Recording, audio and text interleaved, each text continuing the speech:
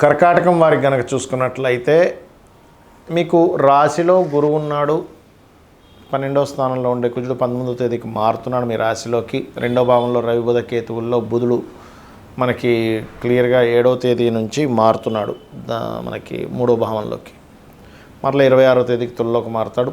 3వ స్థానంలో ఉండేటువంటి శుక్రుడు, నీచబడ్డ శుక్రుడు 4వ భావంలోకి వెళ్ళిపోతున్నాడు.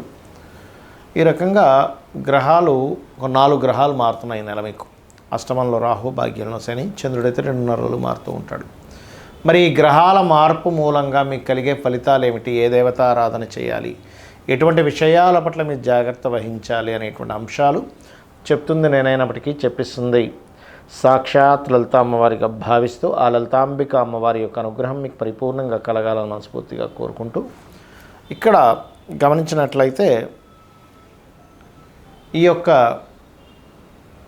కర్కాటకం వారికి రాశి నుంచి ఎప్పుడైతే రవి మారాడో చాలా మటుకు ఫ్రీ అవుతారు. అంటే ఏదో తెలియని ఒక స్ట్రక్ అయినట్టుగా ఉన్నటువంటి కండిషన్ కాస్త చాలా ఫ్రీగా, అమ్మయ్య ఇప్పుడు నాకు చాలా ఉపశమనంగా ఉంది, ఆరోగ్యం కావచ్చు, అప్పులు కావచ్చు, ఏదైనా కానీ కొంతవరకు ఉపశమనాన్ని ఇస్తుంది.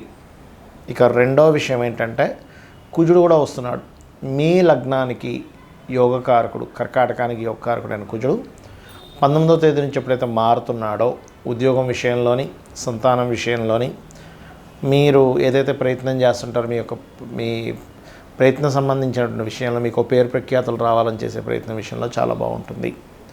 అయితే ఇక్కడ పర్టికులర్గా ఈ 10, 11 తేదీలు ఏదైతే ఉందో ఇక్కడ ధనం విషయంలో జాగ్రత్తగా ఉండండి. కుటుంబ సభ్యుల్లో తల్లి, తండ్రి, కుటుంబ సభ్యులతో కొంత మనీ మ్యాటర్స్ విషయంలో కొంత ఎమోషన్స్గా కొన్ని జరుగుతూ ఉంటాయి, కొన్ని డిస్టర్బెన్సెస్ అనుకోండి ఏవైనా, ఆ విషయాల్లో జాగ్రత్తగా ఉండాలి.